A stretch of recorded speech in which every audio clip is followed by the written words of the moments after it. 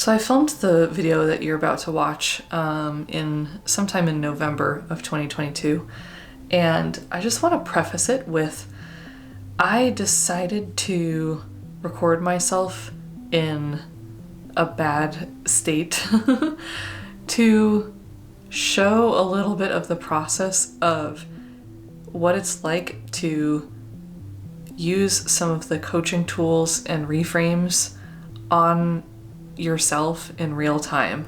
This is also just a way for me to reach out in solidarity for anyone who's going through job loss, similar to what I went through. If you're feeling really terrible and you have a lot of these thoughts that are going through your head, you're not alone.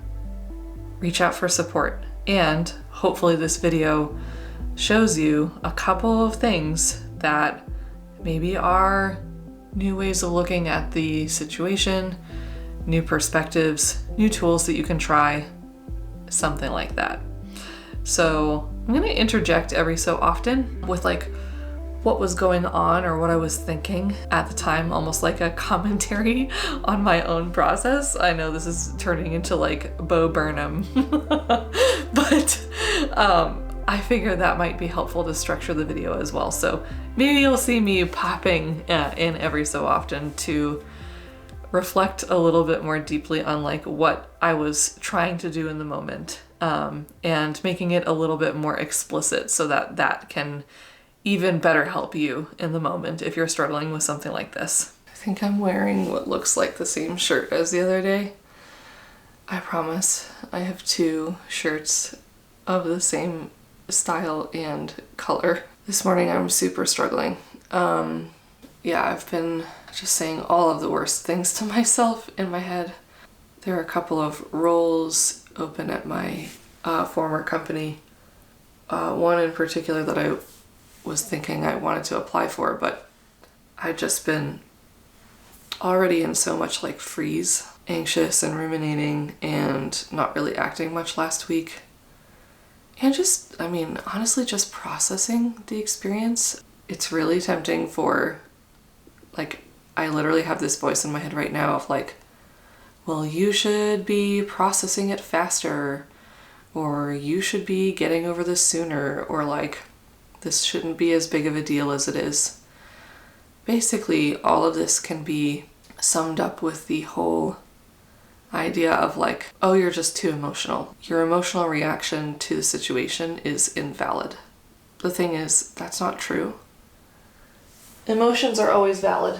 That's the thing that you learn through coaching, is that emotions are always valid because they're always in reaction to something. The something that they're in reaction to might be legitimately super painful things that exist factually in the world. Like, I don't know, if I like cut off my arm accidentally, that would be like an objectively, observably painful situation that would have a whole host of emotions that would come with it. But the interpretations that we layer on top of our observable circumstances, and those are things like, oh, well, no one will ever love me again if I cut my arm off, or I'll never be able to do anything that I ever dream of again if I cut my arm off. Cutting off an arm is a rather extreme example, but hopefully you understand what I mean. Those thoughts cause a lot of pain, but they're not arising from observable, circumstantial evidence that like multiple people with multiple perspectives could agree upon. Back to the whole part of me that is just intensely self-critical. There were these positions open last week, and I noticed that one of them seems, which I possibly would have been more of a sure thing for maybe, seems to be closed.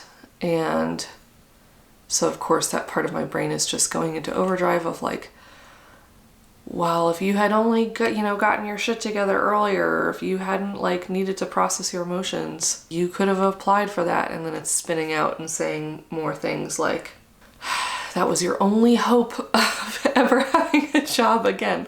Like, when I say these things in my own head, it is abuse.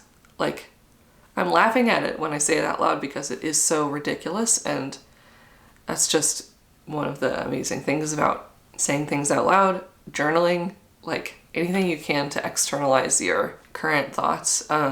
They just seem patently ridiculous sometimes after you actually voice them.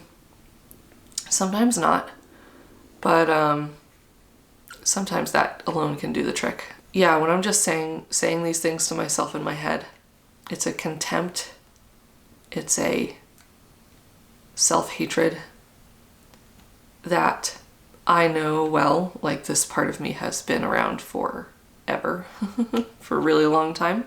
I know that it is just trying to protect me in the best way that it knows how, because this is how it was taught to protect the system of me just through watching how my parents treated themselves and how they treated each other and how they treated me terribly. So it totally makes sense that this part of me is super loud right now, is freaking out, is just trying to shame me into action. And the thing is that does work as a short-term fuel, like shame does. Sometimes only, like it doesn't always work as a short-term fuel. It's like if you're not already super depressed or super burnt out, it might work as fuel. But if you're already pretty depleted, it's just gonna make you freeze more.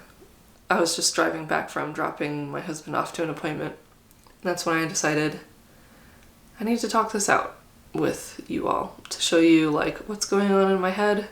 Me even just externalizing it and saying it out loud helps me gain more perspective. It helps me already see opportunities of like, what can I do to resource myself? So editing Kate here, and just to sum up, what you just saw me do is first just lay everything that I was feeling all out on the table. I was judging myself pretty harshly for having an emotional reaction, and then just the act of speaking it out loud. And so for you, this could be talking to a friend, literally talking to a camera or your voice recorder, writing in a journal, writing in a doc on your computer, doesn't freaking matter where. Just externalizing alone. It's a way for you to get some distance between the thing that is causing you a lot of suffering and being completely bound up in it. Do you know what I mean by that? Completely bound up, like you're so identified with suffering that you just can't see any way out. You can't see and access a difference in perspective yet. So externalize, then you can already get a little bit more perspective. And then you can see that I'm about to start shifting into thinking about what control do I actually have? Let's get into it. Because here are the things that I know for sure. The things that I know for sure are no one deserves that kind of abuse internally or from anyone else. Nobody does. What I know in my deepest depths is that I am good. I am capable of so much. I just know that moving forward is just a wide expanse of sky. There's so much that I can do.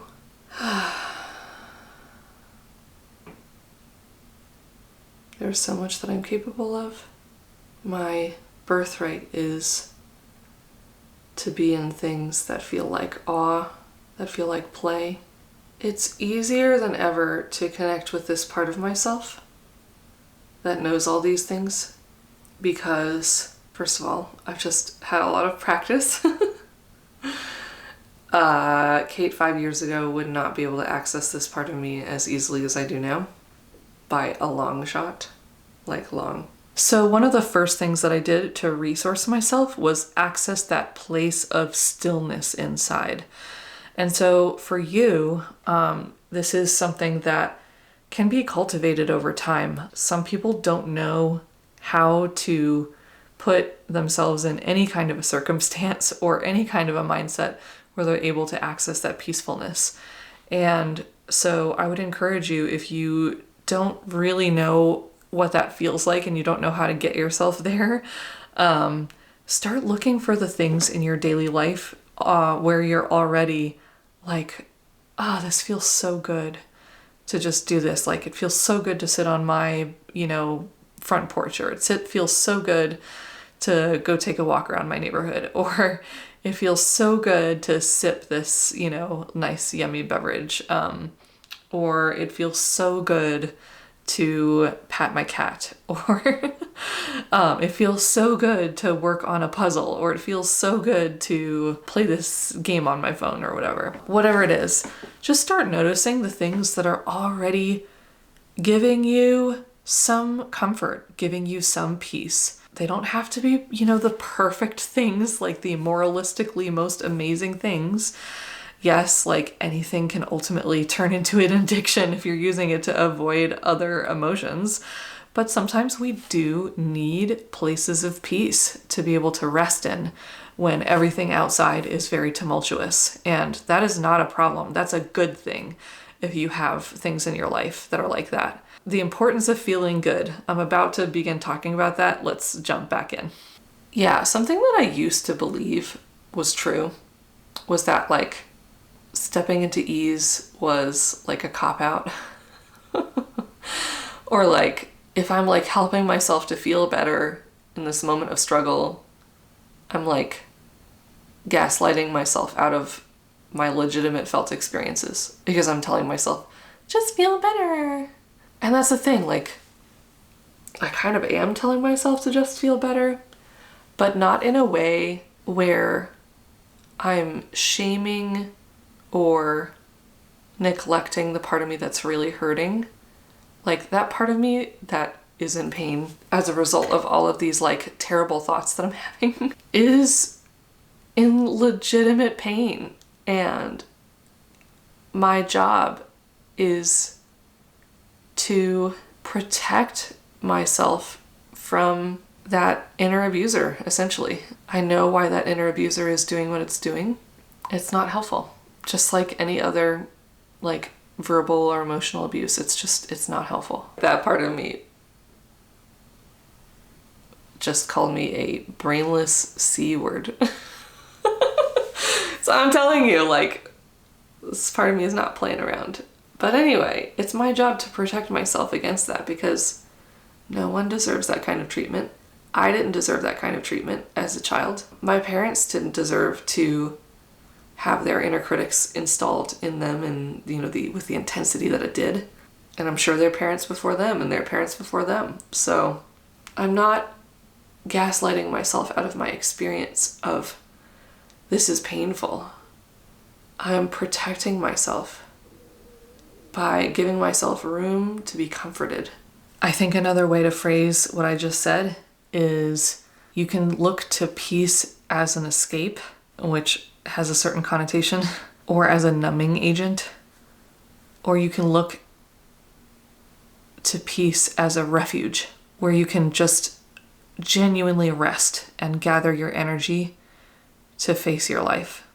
And that's what I'm talking about here, is peace as refuge.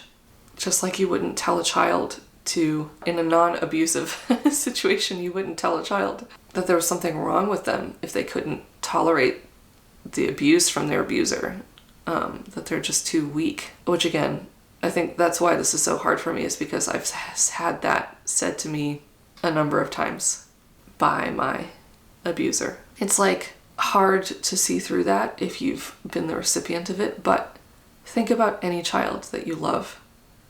Could be just, a niece, a nephew, your own child, kid that you just happen to know through like your social network or family connections, maybe your teacher. There's so much goodness in children that's like so easy to see.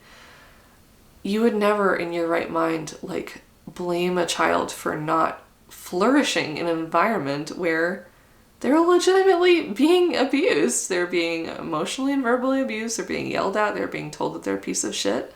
Like, you take them out of that environment. The end. And then you slowly help them restore trust in themselves, in the world. Just show them how they can be safe. And once they're safe, that's when the emotional processing begins of like, man, I really didn't deserve to be treated like that. I'm so sad. I'm so sad that I believed that those things that those people were saying to me.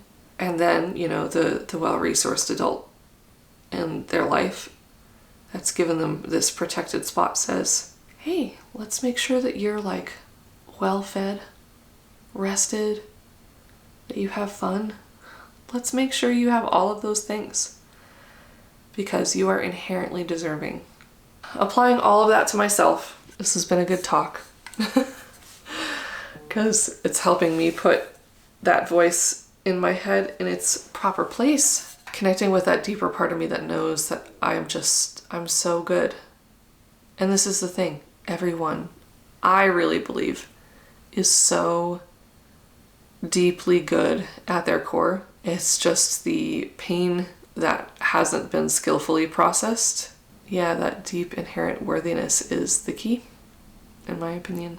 That safe, calm, expansive, vast place is just the place from which all opportunity and creativity can be born. It's a gift to be able to give myself the time to just live from that place a little bit more and to make space for myself to be protected enough to rest there more.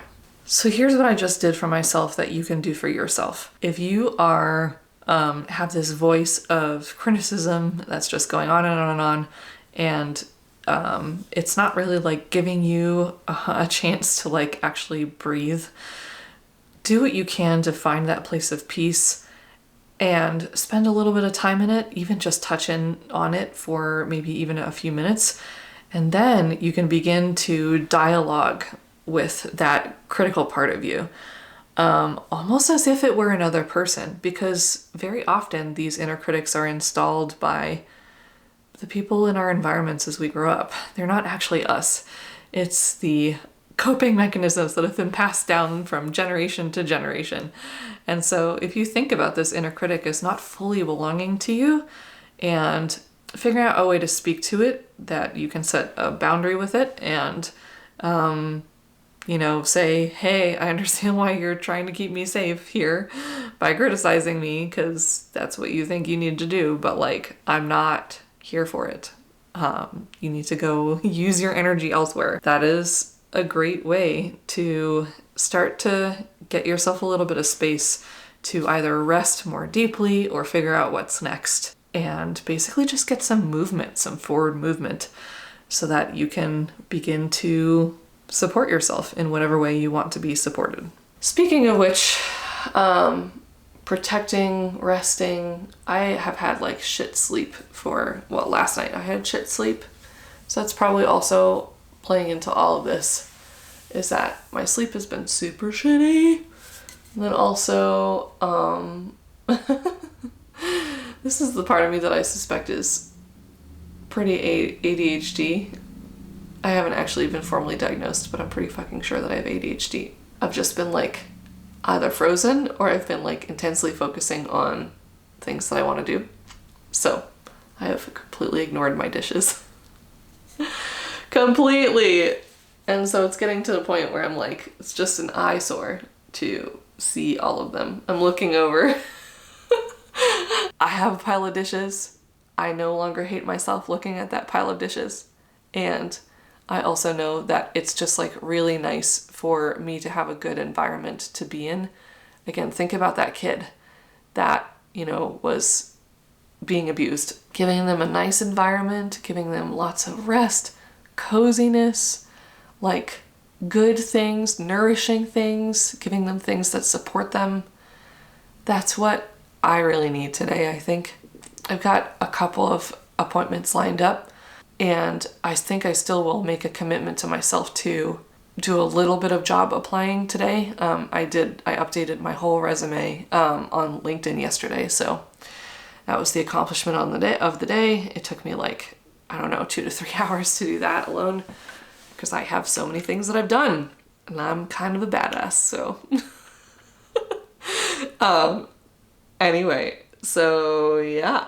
So I think I'll probably still do a little bit of that today. But then otherwise, I want today to be all about self-nurturance. So now that I externalized the inner criticism to create a little bit of space, I found that peaceful, still place within me and spent a little bit of time there, then I was able to begin to speak to that inner critic in a way that set some boundaries with it of like how much of that I was willing to take, which on this particular day was like, not anymore. I'm not interested in this anymore. Then you could clearly see me begin to shift into like, what do I need? What do I need right now to actually feel good? What can I give myself? And so that's what I would encourage you to ask yourself next is, what do I need? That is such a powerful question that we don't ask ourselves very often because we're just so focused on like what we should be doing. What do I need? Ask that to yourself right now. Pause. Write it down. What do I need? And either start to think about that right now or get to that after you finish watching the video. It's just been a really rough time. This amount of uncertainty is overwhelming to anyone. And there are plenty of other companies and employees that are like going through layoffs also at this point. I think Meta is supposed to be announcing layoffs today. At least that was the, leaked news through the grapevine. So if you're new here, hi. I am Kate. This is Unlearn Become, where we unlearn all the things that prevent us from becoming the most fulfilled versions of ourselves. And I'm demoing this in real time because I think it's so important to normalize how shitty we are to ourselves, honestly. I feel like so many people are just so shitty to themselves on the inside. And again, there are so many reasons why that is. I could go on a rant about that another time maybe. And I'm going through a massive change. And I'm also a life coach. So thankfully, I have a lot of tools at my disposal to help reorient me towards things that are truly self-nurturing and also self-serving in a way that just like expands my capacity and shift my perspective to gain access to that place of creativity and deep goodness and ease that, again, as I said before, is like the true home of creativity, opportunity, innovation, etc. That is all that I'm going to say for now. I hope that you're doing okay if you're going through a similar journey, because it seems like we're in a recession now and there are lots of layoffs happening. I feel you, and I hope that something that I am sharing here about my own experiences sparks something in you, sparks a recognition of your own goodness, sparks a reminder of your own resilience and capacity. Just giving my heart to you through the interwebs. Okay, that's enough for me right now. Bye for now.